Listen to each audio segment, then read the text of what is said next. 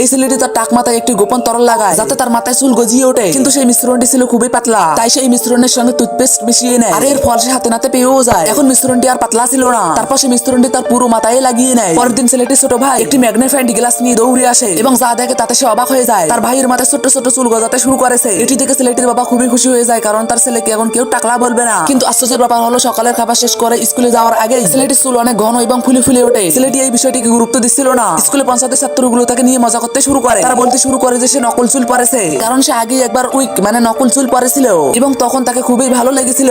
কিন্তু একদিন ফুটবল খেলার সময় একটি ছেলে তার নকল চুল খুলে নিয়েছিল এবং সবার সামনে তাকে খুবই অপমান করেছিল। আর তার সবগুলো বন্ধু তার টাকমাতা নিয়ে মজা করে। কিন্তু এইবার প্রমাণ করার জন্য ছেলেটি সে তার বন্ধুকে বলে চুল টেনে দেখতে। যখন তারা টানলো এবং চুল পড়লো না, তখন সবাই বিশ্বাস করে যে ছেলেটির চুল হয়েছে। কিন্তু ক্লাসের সময় তার চুল দ্রুত গতিতেই বাড়তেছিল। চুল এতটাই লম্বা হয়ে যায় যে তার পুরো মুখে ঢেকে গিয়েছিল এবং তার খেতেও কষ্ট হইতেছিল। ছেলেটির চুল লাগাতার বাড়তেই থাকে। রাতে ঘুমাতে গেলে সে তার চুল দড়ি দিয়ে বেঁধে রাখতো। প্রত্যেকদিন সকালে তার বাবা তার অনেকগুলো চুল কেটে দিলেও তবু এত লম্বা চুল তাকে খুবই বিরক্ত করতো।